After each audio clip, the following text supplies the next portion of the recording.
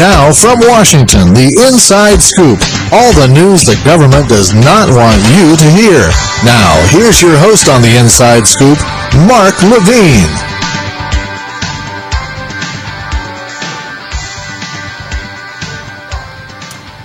Good evening, America. Welcome to the Inside Scoop.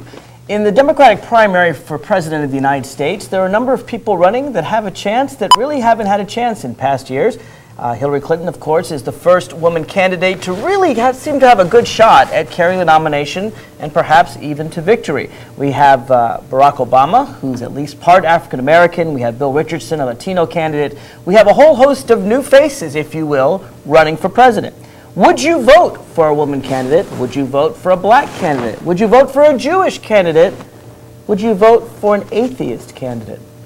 Believe it or not, atheists rank lowest on the scale. Lower than Muslims, lower even than gay people. Let me show this right away. Let's go right to the computers here, and you get an idea of what I'm talking about, even before I introduce my guest.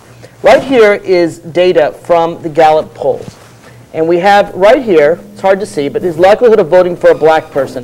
In 1958, it was down at 38% at the Gallup poll. Today, it's about 92, 93%. Likelihood of voting for a Catholic in the 30s at 60%. After John F. Kennedy, it was about 85. Today, 95%. Here's likelihood of voting for a Jewish person. In the 30s, only 45%. Steadily increasing till today, about 92%. So black, Catholics, Jews, over 90%. A woman for president is actually slightly less than 90%, up from 30-something% in the 1930s. Today, it's about 89% would vote for a woman for president. Now look at these graphs on the right-hand side of the screen. Likelihood of voting for a homosexual, for a gay person. Almost 60% in 2000, today only 55%. A majority of people say that the fact that someone's gay would not discriminate against them, but that's still 45% wouldn't. Let's go back to the graphs though, please. I want to show you one last one, this one in the corner. Likelihood of voting for an atheist. It's the lowest of all of them. It's only 45%. The majority of the American people say the mere fact that someone is an atheist means they would not vote for them. Here to discuss this and all such things is a self-proclaimed atheist, the director of the Secular Coalition for America, a former Nevada State Senator, Lori Lipman Brown. Welcome to the Inside Scoop. Thanks for having me, Mark. This data, I remember I learned about this a few years ago. I didn't just learn about this, but at the time it surprised me. I guess I wasn't surprised that there would be prejudice against atheists, but so much prejudice surprised me. Here we have a country that's maybe half red, half blue. 55% of Americans, not just the majority, but decent-sized majority, say that merely because someone's atheist, they wouldn't vote for that person for president. It's the one area where more people will walk into the voting booth with a prejudice against a person than any of the others. Now, you were telling me that there have been polls about Muslims. And of course, there's a lot of anti-Muslim prejudice after September 11th. But the polls show that more Americans would vote for a Muslim for president than an atheist. Or they're more trustworthy. More I think the question was, who would you trust, who's not trustworthy? And apparently people like me, folks don't consider trustworthy, which is really interesting because I try to live my life very honestly and Well, I want to explore this the entire hour. And folks, I also really want to encourage you to call in. It's a great opportunity to do so. Here you can ask a real live atheist questions and tell us why you would or would not vote for an atheist, or in general, do you think that atheists are discriminated against in America, or maybe should be, or shouldn't be discriminated against in America? The toll-free number is 888-488-MARK, 888-488-6275. Lori, let's start with this question of President of the United States, because it's very interesting. You, as the director of Secular Coalition for America, are well aware of these polls. Oh, yeah. And have you done background information to find out why people wouldn't vote for atheists? We haven't done that. We'll leave that up to sociologists, and I hope someone does do that in the near future. We're just trying to do two things. We're trying to lobby Congress to stop the spread of theocratic type legislation and pushing money into religion from our government. But the second part of our mission is to increase the visibility and respectability of non-theistic viewpoints. And we use the term non-theist as an umbrella term because some of us are humanists as well as atheists, or instead What is the difference between a humanist and an atheist? An atheist doesn't believe God exists. A humanist believes what? A humanist believes that we have to live an ethical life stance without relying on any deities or any other supernatural. So for me, I consider myself a humanistic Jew who's an atheist.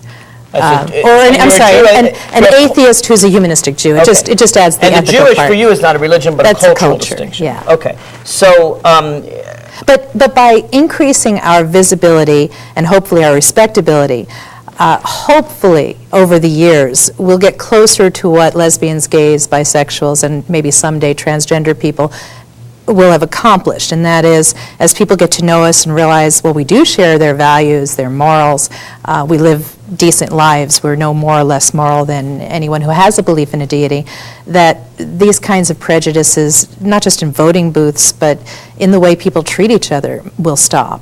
well, as the polls show, you're only, you're 10 points behind gay people, so Yeah. gay people still have a long way to come, frankly, as well. That's true. Whereas the other groups Yeah. are all hovering around 90%. It's very interesting to me. I know a number of atheists in my life, people who will tell you in private conversations they really don't believe in God, or maybe they're agnostic, they're not sure about the existence of God. But people are afraid to publicly say such things. I know a number of people who will tell me in private, I'm not so sure about the whole God thing, but in public, they wouldn't dare say I'm an atheist because they're afraid of what? Oh, it's the one area where you never know when you tell someone that if they're going to be horrible to you or hate you Can you for give it. us some Just for that. examples? Well, for example, Are people fired for being atheists? in Lawrence, Kansas, there was a university professor who's a Bible scholar, and he had tried to teach the Bible as mythology. And not only did he have to pull that course, but he was beaten so severely that he was hospitalized. This happened last year. So, it's very rare that it gets to physical violence. Usually it's kids being ostracized by their classmates. And it's not all over the country either. I've never heard these stories in places where I've grown up. I grew up in New York, then I lived in Las Vegas, and I live now in D.C., and these seem to be areas where people are not going to, especially children, treat them this way because their family are atheists or because you don't have a God belief. But in parts of the Midwest and some parts of the South, I get calls from families. One father was accused of assaulting someone because he had challenged the right of the public school to require his daughter to do a prayer before the public school basketball games. And so the district attorney, the district attorney accused him of assault. Okay. Now, he was acquitted, completely acquitted, but the fact that someone would, a prosecutor would then try to... accuse the atheist man of assault. Right. When he had simply done a legal challenge. I don't know what the underlying facts were. I just know that at the end of the case he was acquitted of all charges, that he was represented by a lawyer for, I believe, American Atheists represented him, because they felt that the reason that he was charged was because people were very angry at his teenage daughter for making an issue of the fact that her basketball team was supposed to pray. And in fact, she and her brother are now being homeschooled because it was so difficult for them at school to try to deal with all the harassment. Now, Title VII of the Civil Rights Act expressly prohibits discrimination on the basis of religion. For companies of a certain size, there's all kinds of exceptions, but that's the heart of it. That would protect atheists from being fired for being an atheist, correct? That should cover us. Except, of course, in a church organization where, of course, you could a Catholic church can fire Catholics. There's an exception in money that a church raises on their own, or any religious organization raises on their own, to hire people who are going to work for them. And unfortunately, that exception keeps being brought up every time these religious groups, or at least politicians who are pandering to them, want to add religious discrimination as something that we should be allowed to do with government funds for government social services. That happened. That's, of course, George Bush's faith-based initiative. Not so much necessarily just the faith-based initiatives, but, for example, the Head Start reauthorization bill. For the past 5.5 years, it kept getting stalled. It would not be passed in the Senate because for over 5 years, the House kept passing an amendment to it saying, well, if a faith-based organization administers this Head Start program with our government money, we should allow them to hire only people of a certain religion. So in other words, you would have basically a government program that say, no Jews need apply, no Catholics apply. This is a government job, Catholics stay out. And not only need not apply, of course, but Head Start was also being used to have parents become volunteers and learn how to become the teachers and then become the teachers and lift them out of poverty with these jobs. That would say, well, if your parent isn't the right religion or doesn't live according to our beliefs about how people should live, we won't hire them either. So it was, but this year, just the change in Congress, it finally passed without the Religious Discrimination Amendment. But this idea that since there's an exception when you hire someone with your own money, it should apply to everything you do, even when you take government money to run a government program, is just It's a very strange idea absurd. that the government can formally say, sorry, some citizens are approved citizens and other citizens are not approved citizens. It seems to me a violation of equal protection. But I want to get back to this question of atheists in general. I worked on this, as you know, on the Hill, on the faith-based initiative, on these exact programs, trying to defeat them, because I think crazy enough that all Americans should be equal under the law. I know the president doesn't believe that. But I want to get back to the rock bottom prejudice. Prejudice, racism is very old. I know its roots. I have an idea of where it comes from. Anti-Semitism is an ancient prejudice. Sexism is a very, very old prejudice. And certainly anti-gay feelings go way back into history. Is atheism also the kind of thing that has had, certainly there have been people that don't believe in God for thousands of years. Is this an ancient prejudice? Because you don't hear often about prejudice against atheists. There was a time during Ingersoll's life when people really felt that atheism... Explain who Ingersoll is for our listeners. I don't have that good a background in this, but he was a philosopher and an atheist. Okay, what period of time? 18th century, 19th century? I believe 19th century. Okay. I hope I'm right on that. All right. So there was a time in the 19th century, yes. When people really thought that atheism would flourish and become the norm. Obviously, people who don't believe in a deity may make those who do feel uncomfortable in their own faith. If they're not secure in their own faith, it may make them question things and they may get defensive about it. I happen to work with a lot of religious people who believe in separation of church and state, groups like the Baptist Joint Committee, Interfaith Alliance, and all of their members and they are secure enough in their own faith that they're okay with me having a different belief. They don't feel they have to have government enforce their faith. They can live their faith, I can live my beliefs. But there are people out there who may already be a bit shaky. Maybe that's similar to what happens with homophobia. If someone's not... I was just going to say... Yeah, if someone's not questioning their own sexuality, what difference does it make what's, how someone else is? I actually think the source of most prejudice is insecurity. I think for sexism, it's men who are insecure in their masculinity and want to attack women. Or guys who are not sure whether they're straight or gay, they want to attack gay people or women as well. Jews, like atheists, challenge what someone learns. I learned that, Jesus Christ is Lord and Savior, and therefore anyone who would challenge that suddenly would change my whole course of thinking. And I can't even think because I'm told this is right. And the same is true for other religions. I would argue that most prejudice comes from a sense of people being insecure in their own religion. So what's interesting to me is how atheist touches a button that apparently 55% of Americans are insecure in their own religion. Now that possible insecurity is just one possible reason. Sometimes it's done for political gain. Tell you what, we're going to get to that after the break. Folks, if you want to join in this discussion, please do so. We want to hear from you. You don't have to agree with me or agree with Lori. Feel free to disagree with both of us, but we want to hear from you. It's a live show. That's what live television is all about. The number's right there on your screen. There's a local number and also the toll-free 888-488-MARK. We'll be right back after this.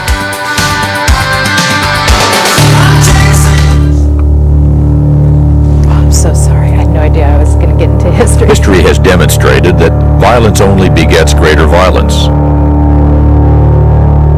And injustice only begets greater injustice. This is not the tradition of our great nation. This is not how we want the United States to be known around the world.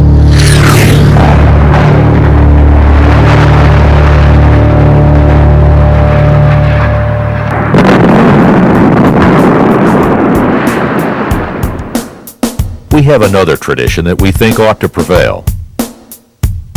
One that is more just and more powerful. There is a better way. If we truly want peace and security, then we must work hard for justice.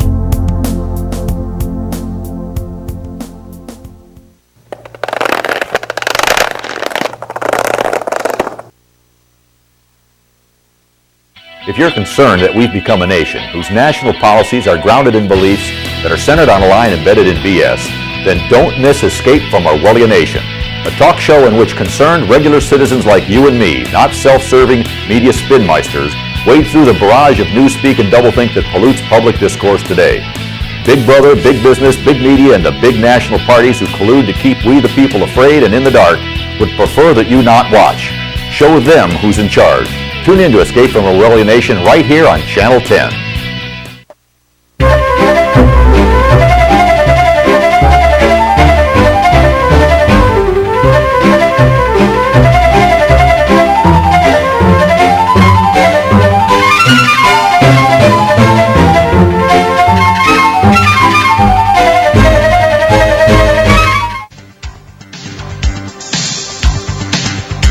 From Washington, back to the Inside Scoop with Mark Levine. Welcome back to the Inside Scoop. There's a lot of prejudice that still exists in America. There's racism, there's sexism, there's homophobia. Would you believe that the greatest prejudice, just in sheer numbers based on the Gallup poll, I'm not making this up, folks, is against atheists? More people say they would not vote for an atheist for president than for any of the other groups I've mentioned. And my guest today, Lori Lipman Brown, who's the director of the Secular Coalition for America and an avowed atheist. Every time I say that, it makes it sound like some criminal thing.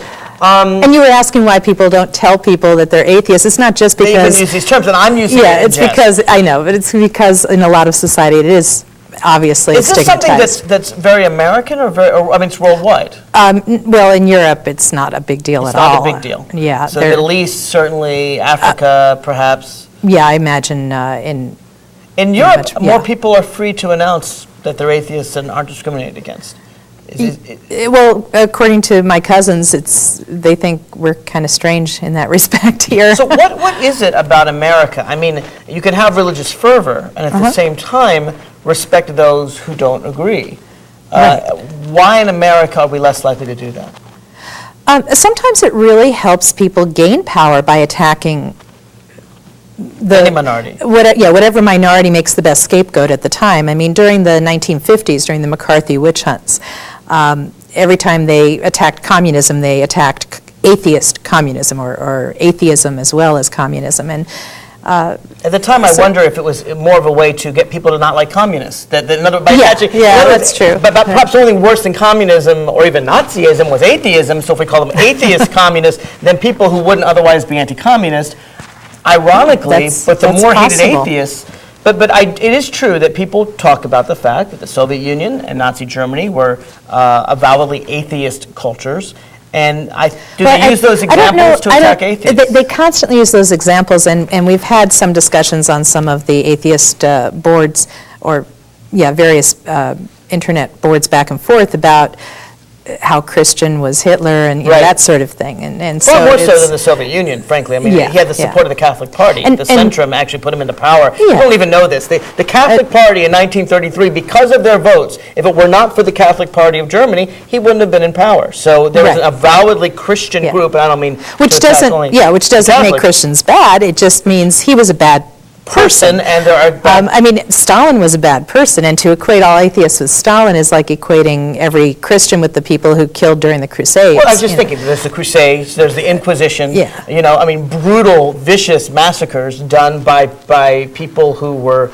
doing it in God's name. I mean, we've seen, frankly, September 11th. Was a brutal massacre done ostensibly in a God's name, Allah's name. And how ironic is it that our response to an attack by fundamentalists was to push more money and more effort into showing how religious we are? I mean, the irony of it's pretty bad. So let's start with just some definitions here. An atheist is someone who doesn't believe in God. Mm-hmm. What is an agnostic? An agnostic says you can never, I don't want to define other people because certain people use things in different ways. They want to have. I just don't know if there's a set definition. The scientists I know who say I have to be agnostic say because you can never disprove a God, as like you can't prove God's existence, you can't disprove the it. Easter Bunny, kind of thing. In fact, there's part of Richard Dawkins' God delusion. He says, well, technically, I guess I'm an agnostic because I can't disprove God. I can't disprove that there's an invisible unicorn under my bed, that sort of thing. Then there are other people who use the term agnostic to mean they don't know and they're thinking about it or they... They're questioning. Yeah. And whereas atheists generally say, well, we don't think it's disprovable, but we don't see evidence for it, so we're not going to assume it's there. Now, is there any evidence of discrimination against agnostics, or is that something that hasn't really been tested? I think a lot of people are softer on anyone who doesn't say, well, my belief is I just don't see any evidence for any deities at all. But folks hear the word atheist and or the fact that I believe this, and they accuse me of attacking them. Proselytizing, in other words. Yeah. Trying to convert them to atheism. But I couldn't care less what they believe. I mean, what's interesting I don't have is a that problem I would with guess that fewer atheists want to proselytize others, though there may be some, than Christians who want to proselytize others. I mean, a Christian of certain fundamentalist groups would say, I don't believe you are saved or you have a place in heaven unless you accept Jesus as Lord. So they go out and try to actually persuade you, whereas you say, I don't know there are too many atheists who go out and say, I'm going to prove to you, convince you there's no God. I mean, there may be some. But. Well, Paula Poundstone had a great line in her comedy act a few years ago where she said, you don't have to be afraid of us atheists. We're not going to knock on your door and say there is no word, Right. And then just a few months ago, a couple of guys said, we're really tired of having proselytizers knock on our doors, especially on a Saturday morning when we're trying to sleep in. And so they went out, I think it's on the web somewhere, and they decided, since a lot of times it was members of the LDS Church, the Church of Latter-day Saints, the Mormons, they would go to Salt Lake City and do their atheist proselytizing door to door on a Saturday morning. And so show them what it's like. And I think it's on YouTube or something. Ooh, how were they treated? What happened? Oh, we don't want to hear this, just slam the door. And now I have a friend who was a Mormon missionary, and he, even though he's now a humanist, and the fact that he was gay made it difficult for him to stay in that religion, so he's Unitarian Universalist now. But, he said, well, if someone does come to your door from the church, be nice to them, because, they're just kids doing what they feel they have to do, and, offer them a drink, sit down with them, which is fine, I don't mind doing that. But boy, people were real nasty to these two guys who wanted to tell them about the fact that there is no God. Now, it's interesting, of course, the other definition you talk about is a humanist. Now, is that the same as a secular humanist? We hear that term used as well. Are those identical terms, or are they different? I should, just as a disclaimer, say that there are so many discussions within the non-theist communities about what these terms mean and don't mean, and which ones we should and shouldn't use.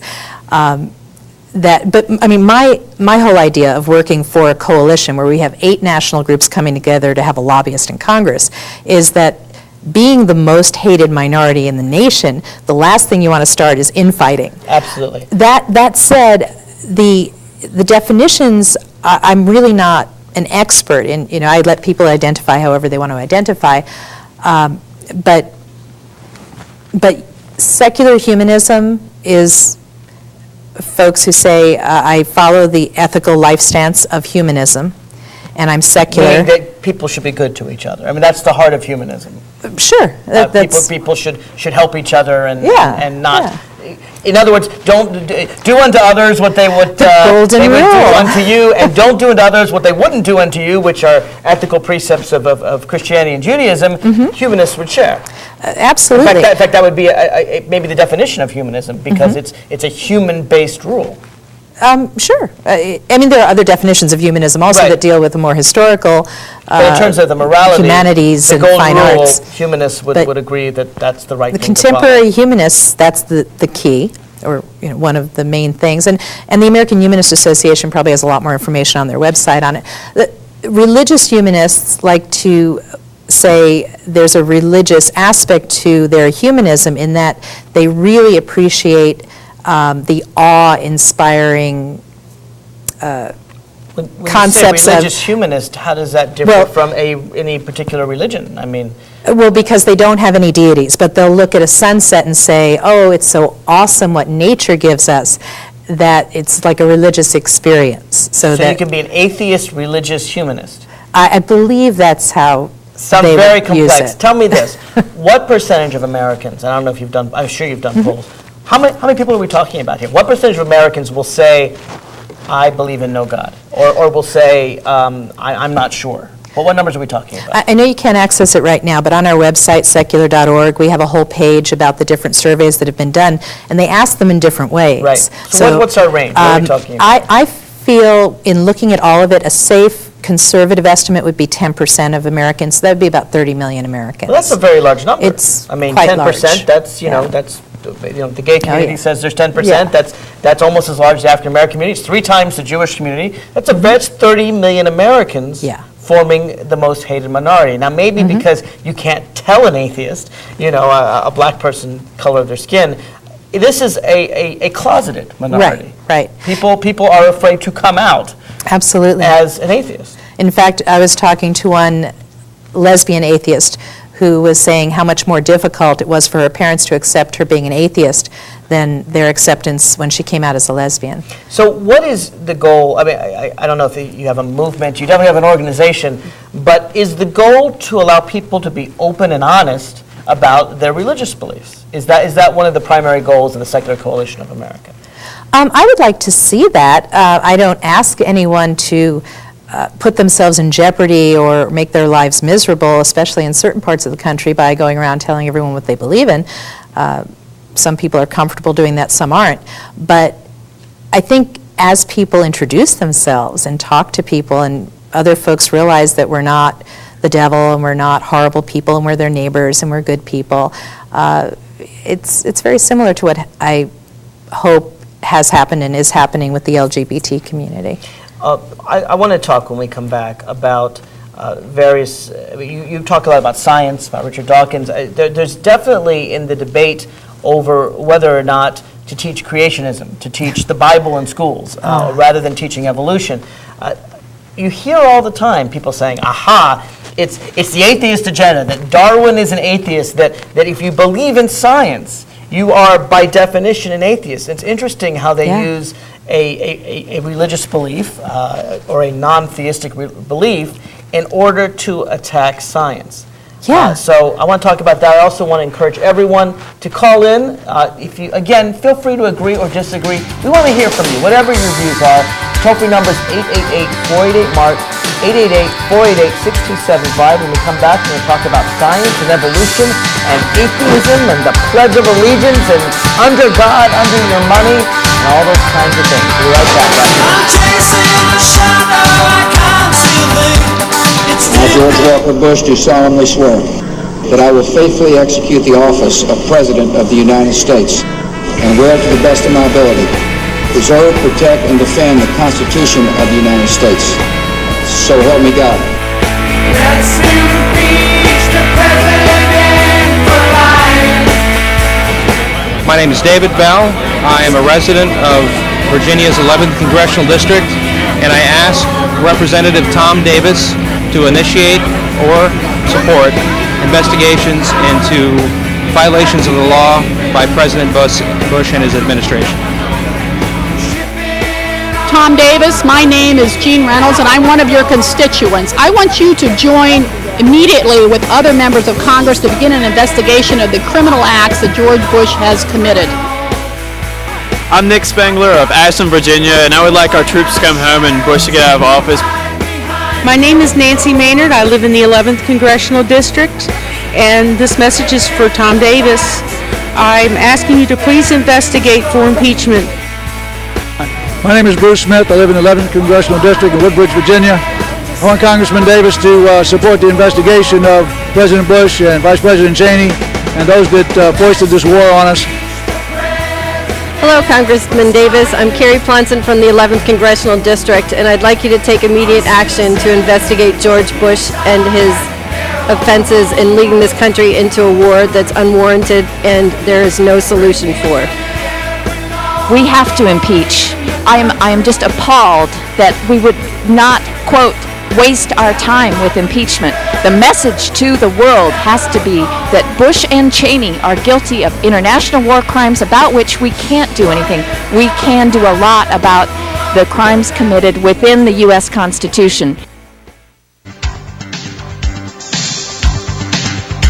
From Washington, back to the Inside Scoop with Mark Levine. Welcome back to the Inside Scoop. My guest is Lori Lipman Brown. She's the director of the Secular Coalition for America, and she defends non-theistic Americans, those that do not believe in the existence of God. About 10% of the United States conservatively does not believe in the existence of God. I don't happen to find that controversial, but polls tell me, the Gallup poll shows that they are the most hated minority in America, even more hated than gay people, who apparently are the second most hated minority in America. Lori Lipman Brown, before the break we were talking about science, and one of the arguments I hear all the time when I argue that science should be taught in science classes rather than religion is that, well, if you believe in evolution, if you believe in science, you're an atheist, because Darwin promoted atheism. Is that true? There are scientists who believe in a God. So, no, the two don't necessarily go together. What bothers me is when people say, but you're teaching your religion in science classes. Or that's what they say. You're if you teach evolution, you're teaching atheism. Right. You're imposing your religion. And I say, no, we never teach there is no God. In fact, you just don't discuss God. The concept of God has to do with things that have nothing to do with science. I mean, it has to do with the art. And people who teach. It's the scientific method. I mean, people don't even understand what a scientific theory is. They talk about evolution as if it's a hypothesis, as opposed to a pretty well-proven theory. And non-theism. In other words, atheism says there is no God. But if people don't discuss God in science class, some would argue that's teaching atheism. Or it's apatheism. Perhaps. As someone in Minnesota coined a phrase. Although we don't usually talk about God in French class, and we don't usually talk about God in in English class or in it's certainly not a science thing. Yeah. Right. So it's interesting that they talk. Yeah. about I mean the place where you would end up talking about God would be in perhaps a comparative literature class or world literature or comparative religions. Sort of theology. Theology, obviously. Not in a science class. It's not part of science theory. One of the things that people get the most upset with in atheists is when they try to take what little reference to God we have in public institutions and try to take it away. Well, maybe we have it doesn't feel like a little when you're living life and every single day your kids have to go to required public school education and have the school lead them in a recitation that we're one nation under God, and all the other kids have to look at them and maybe beat them up if they don't say it or something. What happens now? When I talk about that to people, they say, "Well, if you don't believe in it, you just shouldn't say anything." Just and that's fine if you don't live in the parts of the country where people tell me that their kids are either harassed, ostracized. In one case, a second grader had a girl push her against a fence and draw the sign of the cross on her forehead when she found out that her family were atheists when she didn't say "under God" in the pledge. But just historically, to have our patriotic exercise written shortly after the Civil War, divided during the McCarthy era, that phrase, one nation indivisible, I mean, think about what that meant shortly after the Civil War. The idea that we can't divide the nation. The Union fought and died. To actually literally divide us into who believes we're under God and who doesn't, and to say you're patriotic if you're a theist, you're not patriotic if you aren't, by breaking up one nation indivisible into who believes we're under God and not, that in itself was bad enough, but then to make school children. Let me just back up. I want to make sure listeners understand, because you and I know, but I'm not certain that everyone does. The original Pledge of Allegiance dates back to the late 19th century, to the 1800s, after the Civil War. And it talked about one nation indivisible. Right. Can't be north and south. We're all together. Yep. And the original formulation, interestingly enough, by a socialist minister, was with liberty, justice, and equality for all. Yeah. Now, after Jim Crow laws were set up, they couldn't have equality for all. They threw that out. But interestingly, this minister, at the time in the 1800s, late 1800s, didn't include under God, even though he happened to be a minister, because he one nation, indivisible, with liberty, justice, and equality for all. They scratched equality out in the 1800s. Then in the 1950s, you're absolutely right, I think it was 1954, in the McCarthy era, they added the words under God, and they argued at the time they needed it because it was a way to fight the Soviet Union. That was the argument on the floor. Apparently so. If you didn't believe we were a nation under God, you were a godless communist. Communist. Right. Yeah.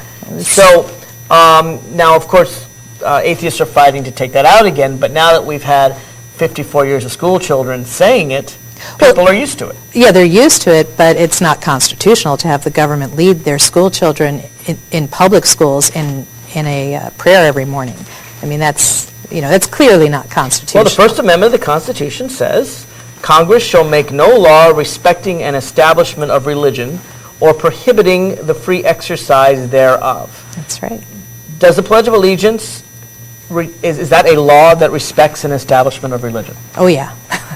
I mean, you're saying, here's a government activity in a government school, and we're going to say that we're under God every day. Does In God We Trust on the money establish religion? Yes, and that also was not on the original money. Right, I think it started in the 20th century. I think the pennies were the first. I think 1909, something like that. It was either the late 1800s or early 1900s that it was on the coins, but those were that was put on there to appease a minister who kept bugging Congress. He wanted them to make the United States a Christian nation, and they refused to do that. So they kind of tossed him this... writing it on the money. Yeah, we'll put it on the money. Will that make you happy? In fact, there's a really good history of this in Susan Jacoby's book, Freethinkers. Okay, but so the Constitution... And then on paper money, by the way, it wasn't put on until 1950s. So now the Constitution says Congress cannot establish a religion or prohibit the free exercise thereof. Right. Given that this seems very clear, why is it that our courts have allowed In God We Trust and under God and the Pledge of Allegiance? Aren't they violating the Constitution? It had never been challenged, and the courts can't... Until just recently. That's right. The courts can't take something up if someone doesn't bring the challenge. Okay, but it was challenged So it was challenged a few years ago by Michael Newdow, and it went all the way to in California. That's right. He has a daughter in public schools. I think she's in public schools. It went all the way to the U.S. Supreme Court. They took cert, which means they chose to hear the case and make a decision, supposedly. And the decision was not to make a decision. Right. Well, they heard oral arguments, of course. And then they made a decision that said, he doesn't have custody of his daughter. He's divorced after parent, his divorce. His ex-wife. So he doesn't have the right to bring the case. So we're going to dismiss it. Right. Now out of the constitutional thicket. This is just my There are plenty of atheists that have children with custody. They could bring it up. A new case. Someone is doing it. Are they really? Yeah. In fact, Newdow, I believe, is handling it for them. Mm-hmm. As he has their new lawyer. plaintiffs. Yeah. Okay. He's brilliant, by the way. He's a medical doctor and a lawyer, and quite the brilliant lawyer. And I think what happened, but this is just my opinion, obviously I can't get into the minds of the Supreme Court, is that given these kinds of statistics you were showing folks about the hatred towards atheists, that they were probably hopeful that they could find it constitutional to keep it in there, because society would just be so outraged if they made the constitutional decision that would be required. But that after reading Michael Newdow's briefs and hearing his brilliant arguments, even people on the other side were saying there's no way they could hold this constitutional, and so they had to find some standing problem. Now, I don't know what they're going to do with the new case, given that. Well, maybe they'll just ignore the First Amendment of the Constitution. It's been done before. I mean, for years we had cases where it was, you're not going to be praying in schools, you're not going to do that kind of thing. But when they had the Lemon test with the 3 prongs that they had to meet, but when it came time to decide whether or not it was constitutional to have legislative prayers, the court basically said, well, it doesn't meet any of the tests to be constitutional, but we're going to allow it anyway because it's traditional. We've done it for so many years. I mean, they just but isn't that the argument it's not really constitutional. That's what most people say. Frankly, it's the same argument that led to segregated schools for 100 years. Yeah. We've had Jim Crow laws for 100 years. No one thought it was a problem before. Brown, get out of my courtroom. It's the same thing here. Oyez, God... I don't know what it's. God bless this honorable court. I believe is how the Supreme Court itself opens it up. Now, it would be interesting if one of the members of the Supreme Court said, I don't want you to do that anymore. Would they vote on it? I don't know. Yeah. But legislatures do open themselves with prayers. Yeah. Courts open themselves with prayers. If that's allowed, why not allow schools and others? Oh, there's a huge difference in the court cases regarding K through 12 schools. Children are more impressionable. For me to send, I don't have children, but if I did, if I were sending my child to be educated and that child's in first grade or second grade, the courts have held they're much more impressionable, and it's a whole different standard as to how much you're not allowed to proselytize these kids. Has there ever been an avowedly atheist member of Congress? He doesn't identify as an atheist, but we did do a contest last year to have people nominate the highest level elected official currently in office who they thought might be a non-theist. And we defined non-theist as someone who doesn't have a belief in a deity. And we ended up, the highest level person we found was a member of Congress. Who's that? It is Representative Pete Stark from California. Right. And he identifies as a Unitarian who does not have a belief in a deity. And it was just wonderful. He got virtually all positive responses to being honest in responding to our question. Pete Stark hears every day that he attends. Most frankly, having worked in Congress, generally when they give the prayer, the body is empty. It's not like these people want to attend that prayer. I'd be surprised if 1% of them hear this prayer. But at least if Pete Stark were in the room when the prayer was given, could he object and say, I want to offer my own prayer? I don't believe in a God. There is no God. I think we all have to look out for each other. God has caused too much enmity among people throughout history. We need to pray to the idea that there is no God. Now, last week, there was something historic that happened where a legislative body, and it may have been Congress, but I can't remember for sure, did a Hindu prayer. Maybe we can look it up on the break. Well, we now have a Muslim, Keith Ellison. And we have Keith Ellison in office. So I think it would be perfectly acceptable for someone to do a deity-free Unitarian prayer, since he's a Unitarian. Certainly to have a humanist chaplain do a prayer. I did a prayer when I was visiting the Nevada State Senate after I was no longer a state senator, and it didn't have God in it, but afterwards people who are very religious were telling me how beautiful it was. Well, and also I want to be clear, the second part of this clause, Congress shall make no law respecting an establishment of religion or prohibiting the free exercise thereof. I would presume, correct me if I'm wrong, that you would have no problem with students meeting voluntarily after school and praying avowedly Christian or Jewish or Hindu voluntary prayers that they set up, right? Right. That's the. You have no problem with that. Right. That's the case out of California a number of years back that said as long as you treat those clubs the same as all other non-curricular clubs, and that's why when that case came out, when gay and lesbian clubs started or gay straight alliances started using that law in Utah. For a little while, they disbanded all non-curricular clubs. But yeah, as long as you treat all the clubs the same, you don't require anyone to be in a club, and they don't get extra credit, towards a class for going to Bible study, there's no problem with that. So the goal of Secular Coalition for America, let's be clear on what your goals are. To allow people to be open and honest about their atheism, that's one of them. To basically take any establishment of religion out of our government. Not that we can do all of that. I mean, obviously the lawyers are doing things that we can't do through Congress, but we do want to protect and strengthen our secular character of government. I mean, that's going to help us, but it'll also help religious people. Now, churches and synagogues and mosques often serve as community centers where people of like minds come together. Are there such things in the atheist community? There sure are. In fact, Is there a name for them? Affiliate groups of the American Humanist Association and people meet Atheist Alliance International has affiliates all over the world, the country. There's international groups too. When we come back, I want to talk about pressure in the highest forms of government, in the military, and elsewhere. Pressure to not be an atheist, pressure to pray or to join the religious organization. Last chance to call in, please do so. 888-488. Some people in Fairfax County don't know what public access means. Some think it's just another channel on the dial. But it's much more than that. It's the voice of the people. People like you. Your neighbors, your friends, or your family.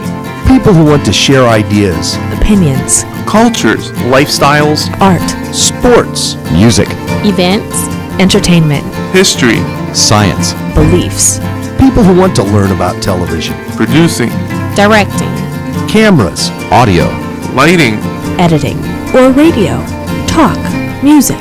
Whatever you think people should hear. Public access is the place where everyone has a voice. And it's the place where that voice gets heard. A place where you can create your own form of personal expression. So what do you want to say? Whatever it is. You can say it here. Because we're public access. For the people. By the people. It is about balancing our choices between the gray of the concrete jungle and the stunning beauty of the real one, between a stoic facade of granite and the fury of the canyon. It's why there's EarthShare, the simple way to find balance. EarthShare is the workplace giving program bringing the leading environmental groups under one umbrella. Support EarthShare, support them all. EarthShare. Please ask your employer about workplace giving. To learn more, visit our website.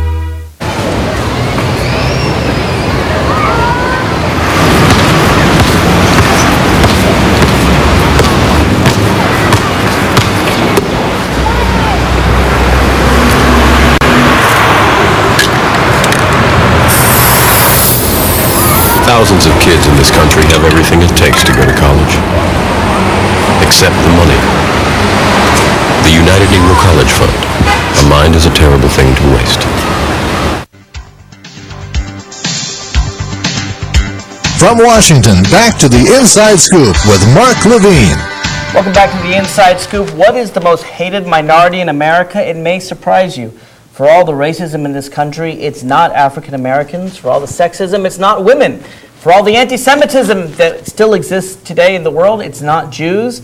It's not even Muslims after September 11th. No, polls tell us the most hated minority in America, it isn't even gay people. It appears to be atheists. Now, I don't know, there are others. Maybe transgenders, maybe Wiccans are more hated. But only 45% of Americans say they would even consider voting for an atheist for President of the United States. Why is this? Well, I'm not sure. If you have an idea, call in, 888-488-MARK. But I'm talking about with Lori Lipman Brown. She is the director of the Secular Coalition for America. Lori, one of the things I want to talk about is the pressure put on people. And this isn't just atheists, frankly. This is Jews, right. This is non-fundamentalist Christians, this is people of differing faiths from the people in power. But basically you have people in power encouraging those to join in their faith. And perhaps the most famous example is that of John Ashcroft, our former Attorney General, who would hold prayer meetings. He said they were voluntary in the Justice Department. Anyone could go, so what's the problem with that? When someone in that position says you can go if you want. The Attorney General of the United States. Yeah, it may have something more to do with how far you go in your job. I mean, I don't know. Is there any proof? Are there any studies to show that those that attended got more promotions than those that didn't? I don't know. If it's similar to the U.S. attorneys who weren't loyal enough, I don't know. I'm just going to go there because Monica Goodling, who is 33 years old, and I'm sure there are many talented 33-year-old women, but the fact that she attended the 143rd best law school in the country out of 143, she went to Regents University, Pat Robertson's Christian University, literally the lowest ranking law school in the entire U.S. News and World Report. If you're a lawyer, you've attended a better school than Monica Goodling did, or at least a tie. And so she's uneducated. She's 33 years old, but she's a very good fundamentalist Christian. She's in charge of all U.S. prosecutors. In fact, her school has more people graduate. Was it Regent? Regent. They have a whole, just huge numbers of people graduating from that school going right into this administration. Right. So here you have the worst law school in the country, but they get there, I guess, because of their religious beliefs. So that brings us back to John Ashcroft and the Justice Department. Do people feel pressure that if they don't go to their boss's prayer meeting, they could be in trouble? I think this entire administration has made people feel pressured to express religiosity. If they want to stay in it, if they want to get ahead. I don't think they've made any secret of that. In fact, go ahead. The people who make the decisions about where the faith-based grants, or where the community grants go, In David Quo's book, Tempting Faith, last year, he described a woman who was one of those decision makers saying, well, yeah, they told us not to, but we understood we were supposed to give the grants to groups that had religious names or religious missions. Wink and a nod. And not just religious groups, Christian groups. And Right. anyone who wasn't Christian, we just tossed those grants away. And to be clear, David Quo used to be head of the whole faith-based initiative. So Yeah, this is the guy he was the number 2 man. Who knows what he was talking about. Yeah. He was number 2 and, there. And he's a very religious person, but someone Yeah. who doesn't think that there should be discrimination. Right. Now, this is a problem in private industry as well. You have, I mean, if a boss says to an employee, we're having a prayer session, it's voluntary, you can go if you want, and we'll be discussing your promotion later in the day, I would think people would feel pressured to attend such a session. Well, I don't know if that's a problem that comes up in your organization. People tell you these stories. Very rarely I have had people email me about that, and basically I refer them to run it by an employment discrimination lawyer. I mean, it's very difficult to prove employment discrimination, but you know, these lawyers will listen to you usually for free and tell you if they think you have a Just case as or with not. John Ashcroft, it's difficult to prove it. Yeah. But still, when someone says, you know, you can come attend our Bible study session if you want, and, you know, promotion discussions this afternoon. Now, in the military, I would think it's even worse. Yeah. Because at least when you're working for an employer, there is the Title VII. Right. It's out there. You know, if you say, you know what, I got a lot of work to do. I can't attend the prayer meeting. They can't. Right. They can't, at least on its face, discriminate against you. They can do so quietly, contextually. Right. But Mikey Weinstein is a man who has, he was in the military himself, his children are in the military, has written a new book where he describes active proselytization, active conversion attempts in the military. Where you have even less freedoms than you do as a civilian. Yeah, and he really just blew the lid off what was happening in the Air Force Academy in Colorado Springs. Mikey's book is called With God on Our Side. Yeah, I think that's he's the been on the the title. show before. Yeah, and just absolutely incredible. They would, and basically I should specify, it's this one very small group of chaplains who identify as, not all evangelical born-agains, but this particular group of chaplains identify as evangelical born-agains who feel that anyone who's not a born-again Christian is unchurched, and their mission is to convert everyone to born-again Christianity. And just to be fair, if they want to do that in their spare time outside their place of business, that's one thing. But when you've got a recruit in the military who's trained to follow orders, and he's expected to attend a prayer session. And there was a case in the 1980s that said the chaplains are not allowed to proselytize. That wasn't the key issue, but that was one of the factors in this particular case, which makes sense. It was a case about whether we could spend government money to pay for chaplains in the military. Right. And the case We said, can, but they can't try to convert others to their right, religion. they said we can because of the free exercise part. These soldiers People are are away from away home. from their religious communities, so this is to serve the soldiers' religion, to accommodate their religious needs, not to accommodate the needs of the Well, chaplain. if it's to accommodate the soldiers' needs, there should be non-theistic chaplains as well, shouldn't there? There are some humanist chaplains, there I are. believe. They do I don't exist. want to say that for sure, but I'm pretty sure there are just a few out there. Okay. I do know that most of the chaplains, at least the ones I am familiar with, I mean, a good friend of mine is an Episcopal priest, and she worked as a military chaplain for a while. She understood that if there was someone from her denomination who wanted her to do liturgy, she was there for them, but that she was also there to counsel other people, and she wasn't going to impose anything anyone didn't want. I mean, that was a given, and she was just appalled by what the other folks were doing. But last year, in the Department of Defense spending bill, the House passed an amendment that would have said, yeah, chaplains can proselytize people in the military as much as they want, anywhere, You're anytime. kidding. That would be clearly It unconstitutional. passed the House. It did not pass. That part did not get in on the Senate bill. And in conference committee, to his credit, your own Senator Warner said, no, take it out. If you want to discuss it next year, fine, but that's not part of our bill. Now, some of the same problems that non-theists, atheists face, humanists face, are faced by other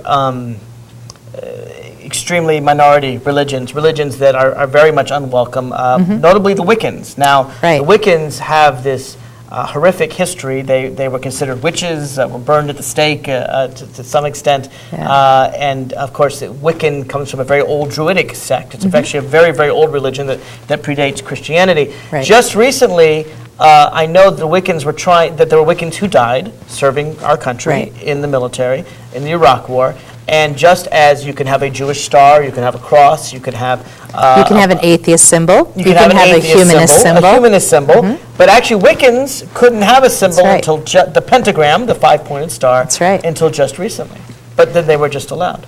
Yeah, to do that. It was interesting how the government said, "Well, you haven't. You have to do the forms," but they had tried doing the forms. Other families that were Wiccan, like 7 years earlier. So it's only when they went to the 12 press years. and made a big stink out of it that they. Yeah, and it was a catch-22 because on the forms you had to say who the leader of your national religion was, and Wiccans don't have a leader nationally because they're based from the bottom up, and you know, But there are Christian groups that don't have. against their religion to have that. But the Quakers also have, I think, from the grassroots movement, so I don't know how they would have. Well, I don't know if there's a Quaker symbol. They probably just put a cross, which is So already therefore approved. It's not a problem. Right. I know for the American Humanist Association, when they got the Happy Humanist symbol, it took a couple of years. I thought it was an atomic well, that's the atheist symbol, is the atomic with the A, the atom with the A. With the A in the middle. And I've seen those. I've been in Arlington National Cemetery, and I've seen those. Well, there are an awful lot of atheist veterans. Apparently, the numbers, according to the president of the Military Association of Atheists and Freethinkers, he had read a survey that said that about 20% of the military were non-theist. 20%. Which I thought was rather high. I thought God was in your foxhole. I mean, I thought that's what made people more religious. The late Phil Paulson, who was the plaintiff in a case regarding a big, huge cross on Mount Soledad that the government is taking care of on our dime, made a great statement at the Freedom from Religion Foundation about a month before he died. He said, when I was in, and he said it's not really a foxhole, it's a trench, but when I was in that trench, we were being fired at, and I was firing back, and my buddy, he's not firing back. And I said, what are you doing? And he said, I'm praying. And I said, well, stop praying. Fight. And I've actually had people say to me, but if you were in danger, you would pray. No, I wouldn't. No, you'd shoot back I'd do what you need to do to try to get out of the danger. We've only got about a minute left. Recently, there was a U.S. Supreme Court case, Hine versus Freedom from Religion Foundation. Apparently, the Supreme Court is really going farther and farther to the right. They're actually saying that you can't challenge when the government wants to discriminate on the basis of religion. Sorry, you have no hope here. You can't bring a challenge. What they did with this case is there was a case that said for the Establishment Clause, since the harm is they're using your tax money to establish religion or pay for religion. Taxpayers can't sue. Well, there was a case in the 60s that said for Establishment Clause cases, you just have to be a taxpayer to sue if your tax dollars are being used. And they threw out the... Well, in Hine, what they said was, well, that only applies if Congress approves the money, not if the president spends the money. Which makes absolutely no sense because the president can do lots of things that are unconstitutional. Part of my fear is that this is a Supreme Court that doesn't But the court also said, we're not going to deal with it, so Congress should. Well, so now Congress should. Deal with it. Lori Lipman Brown, it's been a fascinating discussion. Thank you very much for coming here on the Inside Scoop. I should let my listeners know, as I'm sure they're not surprised to learn, I think people, Martin Luther King once said, should be judged by the content of their character, not by the color of their skin, and certainly not by whether or not they do. Mark Levine. Thanks. There's a fire inside.